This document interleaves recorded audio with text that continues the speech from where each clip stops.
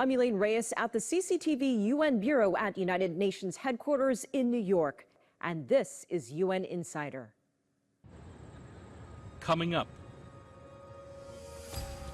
I implore the international community not only to keep the two-state solution alive, but to take the urgent, concrete, irreversible steps necessary to make it real. A push toward a two-state solution and an end to the conflict between Israel and Hamas. Support for a Palestinian state grows amid grave reports of conditions in Gaza. You cannot achieve the SDGs without global cooperation. Striving for an Africa where no one is left behind. A conversation on the continent's efforts to reach the Sustainable Development Goals. Marking 80 years of diplomacy, the special exhibit highlights the events that brought the United Nations into existence.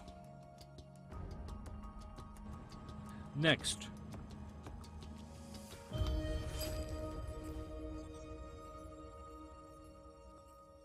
Statehood for the Palestinians is a right, not a reward. And the denial of statehood would be a gift to extremists everywhere. Excellencies, the only realistic, just and sustainable solution is two states, Israel and Palestine, living side by side in peace and security, within secure and recognized borders on the basis of the pre-1967 lines, with Jerusalem as the capital of both, in line with international law, UN resolutions, and other relevant agreements. Two states recognized by all and fully integrated into the international community. Secretary General Antonio Guterres urged movement toward a two-state solution at the opening of a three-day conference hosted by France and Saudi Arabia. The Secretary General conveying a sense of urgency. He called for an immediate ceasefire, release of all hostages, and unfettered humanitarian access as the first steps to a long-term resolution. Several UN member states, including Canada, France, and the UK, announced plans to recognize Palestine in the coming months. The conference came as the death toll in Gaza topped 60,000, and new reports painted a bleak humanitarian picture. International sympathy for Palestine and support for the two-state solution have reached unprecedented levels. We all should seize this opportunity to demonstrate greater resolve and build stronger synergy to translate the two-state solution into action. Xu Deja is monitoring developments inside the UN and has more on our top story. Deja. Yes, Elaine. This week, the question of Palestine and the humanitarian crisis in Gaza took center stage at UN headquarters. From July 28th to 30th here, the General Assembly Hall hosted the high-level international conference for the peaceful settlement of the question of Palestine and the implementation of the two-state solution. Over the three-day event, more than 125 speakers took the floor, calling for concrete action to realize a two-state solution. In his opening remarks, Secretary General Antonio Guterres stressed that statehood for the Palestinians is a right, not a reward. What is the alternative? A one-state reality where Palestinians are denied equal rights and forced to live under perpetual occupation and inequality? Or a one-state reality where Palestinians are expelled from their land? That is not peace. That is not justice. That is not in accordance with international law, and that is not acceptable. The Prime Minister of the State of Palestine, Mohammed Mustafa, underscored the urgent need for peace for all. It is not destined for our people to live under occupation. It is also not destined for us or the Israelis to live in an endless war. We can live in the future in peace and security, side by side, if we make the right decisions today. UK Foreign Secretary David Lammy announced during his speech that the United Kingdom will recognize Palestinian statehood in September. We are determined to protect the viability of a two-state solution. And so it is with the hand of history on our shoulders that His Majesty's government therefore intends to recognize the state of Palestine when the UN General Assembly gathers in September here in New York. Meanwhile, over 15 countries jointly drafted a New York declaration during the conference. The co-chairs, France and Saudi Arabia, urged UN member states to endorse the declaration by the end of 79th General Assembly session in early September, if they choose to do so. However, both Israel and the United States declined to participate in this conference. Israel's Ambassador Denis Denoun dismissed the conference as a circus. Tell us why Israel is not participating in today's international conference. Well, it's a circus. We know that. So we are not taking part in PR stunts. We now have real negotiations on the framework of a ceasefire. The last thing we need now is to have this circus and empty declarations. You know, if you want to be productive, you should help Israel and the US to bring the hostages back and to get rid of Hamas. That's the first thing you should do before you think about the future in the region. He also described the UK's recognition plan, along with others, as a hollow promise. Here is how the Palestinian ambassador Riyad Mansour responded. He said those are empty, hollow promises. What is your thought? If it was hollow, then why would he fight, and Israel fight so hard to tell countries not to recognize? It is not hollow. It is very powerful and very strong, and eventually it will contribute in forcing Israel to go along with it. As the conference unfolded, the humanitarian catastrophe in Gaza continued to worsen. On July 29th, the Integrated Food Security Phase Classification issued a food insecurity and malnutrition alert for Gaza. The report warns that the worst-case scenario of famine is now unfolding in the territory. It notes that famine thresholds have already been reached for food consumption in most of Gaza and for acute malnutrition in Gaza City. Will the situation deteriorate further? What do you project the trend would be if there's no ceasefire or just continue to have like this small-scale pause? Would the situation be even worse? We have known in Gaza since the start of this crisis is that when the World Food Program and humanitarian agencies have the ability to deliver assistance, the situation gets a lot better. So if we get a pause, we would expect these indicators to improve. We would expect things to evolve in the right direction. Now, if this doesn't happen, what you're seeing is that you'd have a famine would be confirmed, and it would cover more areas. This Friday also marks the 98th anniversary of the founding of the Chinese People's Liberation Army. What role has Chinese military played in the UN peacekeeping? UN officials had this to say. The Chinese military is already contributing a lot to the UN peacekeeping. I think they need to continue to do more. I want to just thank generally the Chinese contribution across all our missions. We have Chinese peacekeepers across 9 missions now of our 11. So well received. Their professionalism and their commitment and everything they do is to be commended. And Chinese military has great contribution in almost all of our major peacekeeping missions. They have been contributing since long. I look after as police advisor the UN police, so I have close interaction with military.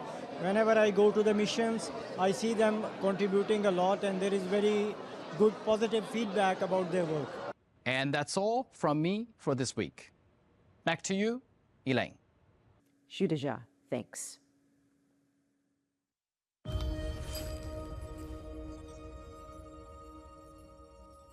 Syrians are reeling after appalling violence in Syria, violence that should not have happened, and which also saw unacceptable foreign intervention. Special envoy for Syria, Geir Peterson, says the situation in southern Syria is volatile. But a ceasefire between sectarian groups appears to be holding. Hundreds were killed in the fighting in Ceuta and more than 175,000 were displaced. The special envoy also condemned recent Israeli airstrikes in Ceuta and near Damascus.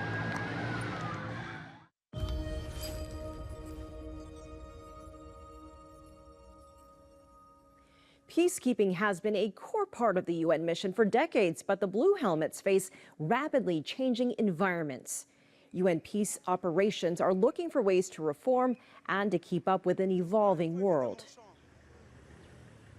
This week, head of peace operations, Jean-Pierre Lacroix, stressed peacekeeping cannot reach its full effectiveness without the support of the Security Council and financial backing from UN member states. Peace operations in general and peacekeeping missions in particular will not be able to do their utmost to enable the country's transition from conflict to peace or simply to implement the mandates provided by the Security Council if they are not given the requisite resources to do so.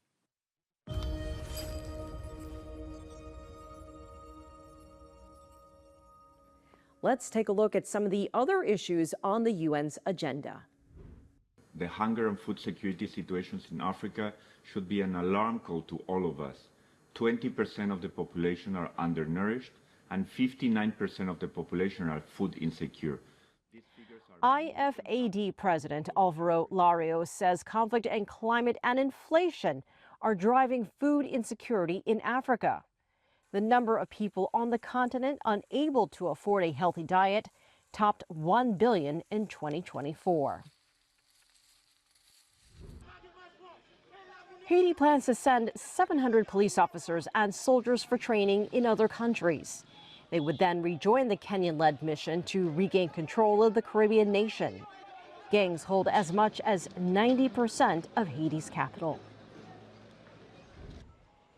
The world's aging population is growing, and so does the risk climate change poses to the elderly.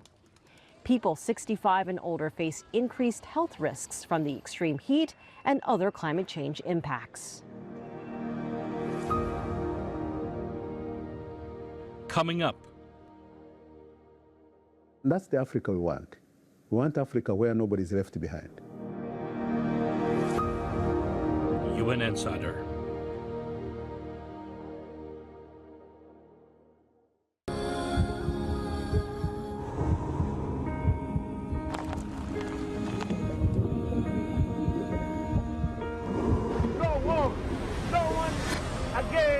Holding guns.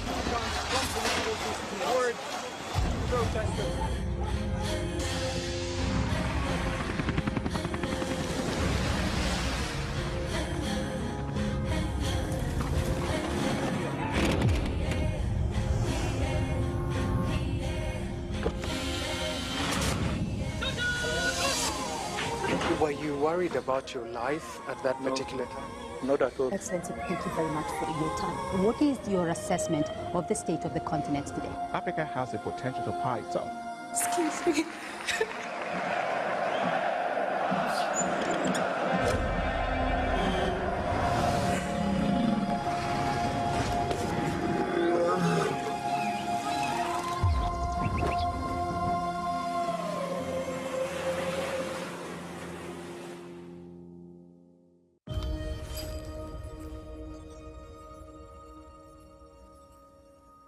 Africa is home to the world's youngest population, and the continent is making strides in building a digital economy. But Africa still faces a number of development challenges that will require bold solutions.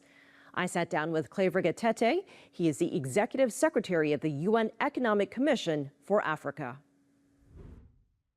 Undersecretary General Gatete, thank you so much for joining us.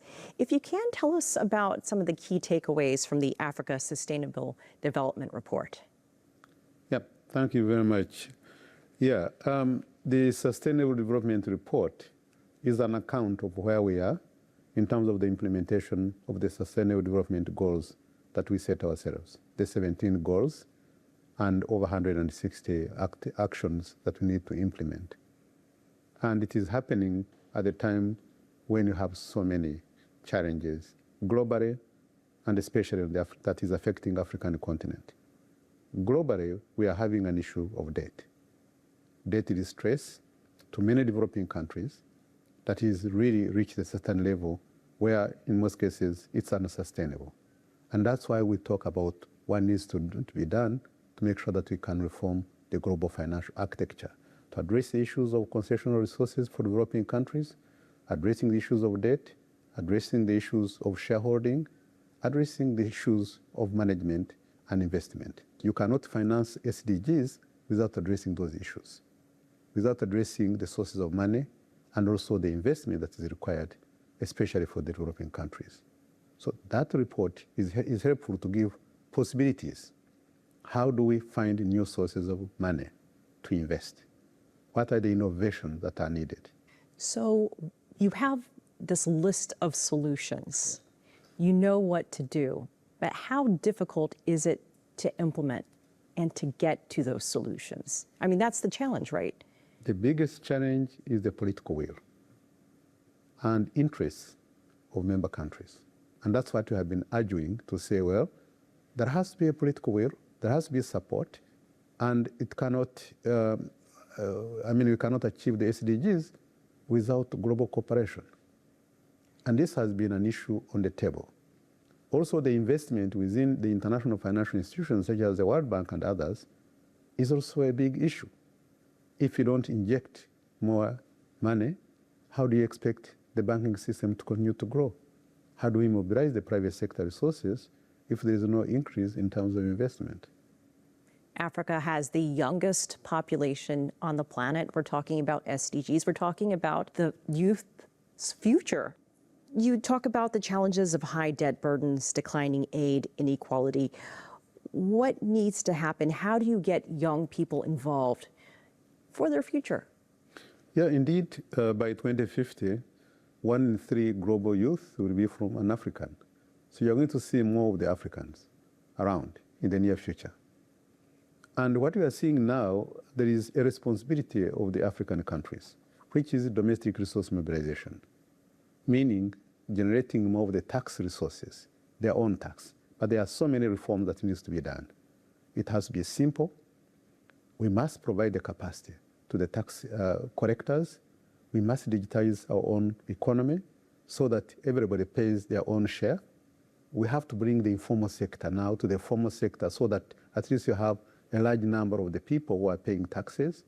We lose about 88 billion every year, US dollars, leaving the continent. And we are saying if we addressed it, we'll save some money. We need to increase our tax to GDP ratio, which is currently at 15.6%, very low by any standards. So there is what we need to do, including, of course, the development of the capital market. The capital market is where the private sector gets their long-term resources, and it has to be deliberate in terms of building it. We also have to address the imbalance. The countries which are now borrowing, now that there's not enough resources, you have to borrow from the private sector, meaning you must have good credit rating. So supporting member countries so that they can get good credit rating would help them in terms of borrowing at cheaper rate. And those are the kind of efforts that we're trying to do. But also, eventually, we cannot, as Africans, rely on debt, on aid. There has to be trade and investment.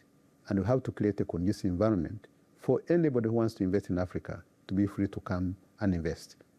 There is a hashtag going around right now that is hashtag the Africa we want. What is the Africa you want? What are you hearing? What is everybody saying? And tell us the meaning behind it and what this hashtag is meant to accomplish.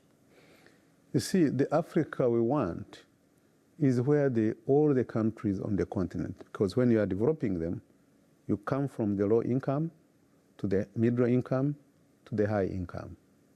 And you don't want only to go to the high income without addressing all the other fundamentals. It's not just the monetary side. You need also to improve the welfare of every citizen, to have access to all the services, but also improve their lives. And that's what is incorporated in the continental vision, Vision 2063. It's not just developing, looking at the monetary side, but also look at all other aspects of human life. And that way, when you are developing, you should also take them into account. And that's the Africa we want. We want Africa where nobody is left behind. We want Africa where everybody is included, whether it is women and addressing the issues of gender, whether it is the youth, so that it's the youth who are empowered, who have the skills that are needed to grow our own economies on the continent. So it's the Africa that we want that doesn't leave anybody behind. Undersecretary General Claver Gatete, thank you for joining us. Thank you so much. It's my pleasure.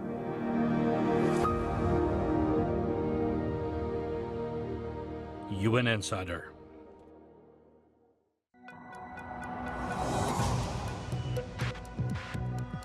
Each day, there are millions of stories.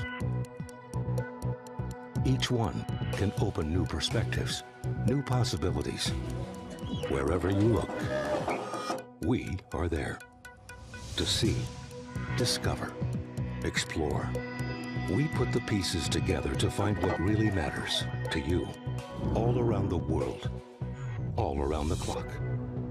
Our reporters are at home across the globe.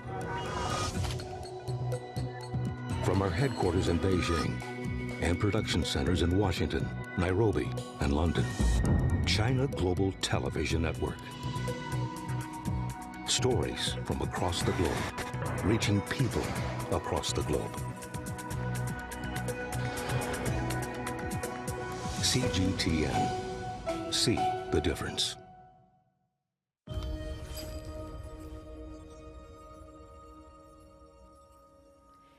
Years ago, the United Nations was born in the wake of World War II.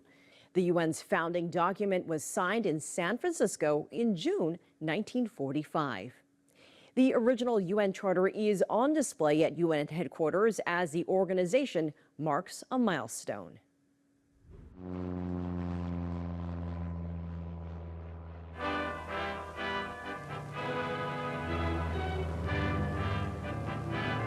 Delegates representing 46 nations came to San Francisco on April 25, 1945, to chart the course toward realistic international cooperation to preserve peace.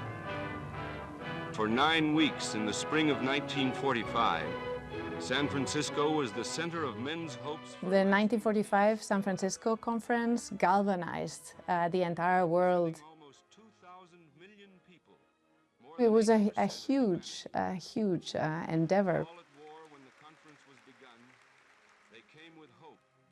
And it culminated with the Charter of the United Nations.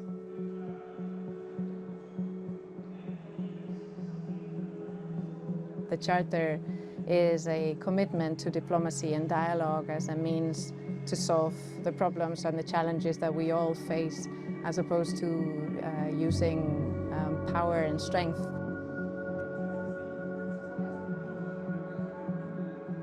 Reviving the Spirit of San Francisco is in an exhibition. The exhibition features a series of photographs and videos of the 1945 San Francisco Conference.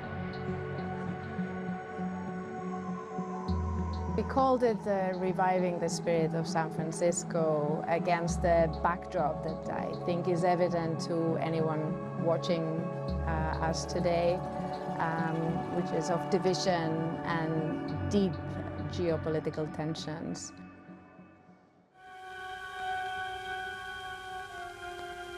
The delegates of the United Nations came to design together machinery to end war, a curse which in 30 years had killed 40 million human beings. We wanted those who visited the exhibition to see that amidst a much deeper crisis, those generations then had the courage to engage with each other, find a way forward, find a solution, and commit to dialogue, diplomacy, fundamental human rights, social progress, justice. There was an enormous optimism, an expectation that this new international organization would be the solution to many of the problems that drove the world to the Second World War.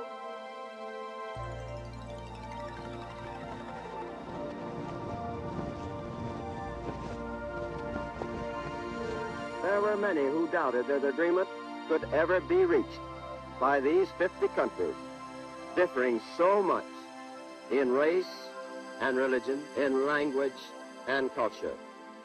But these differences were all forgotten in one unshakable unity of determination to find a way to end war.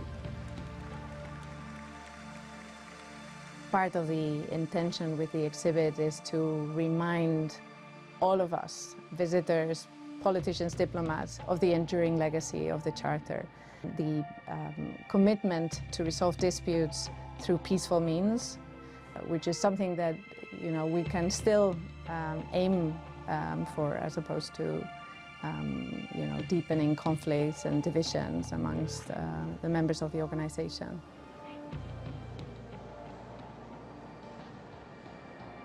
The exhibition runs until the end of September, and it's open to everyone who visits the United Nations headquarters.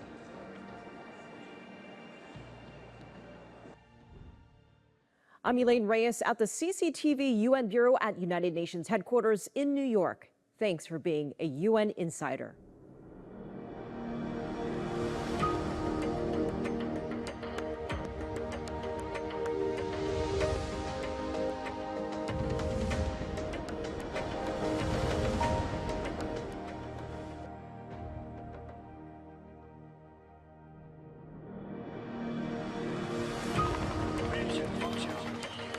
I'm Elaine Reyes at the United Nations headquarters in New York, and this is a special edition of UN Insider.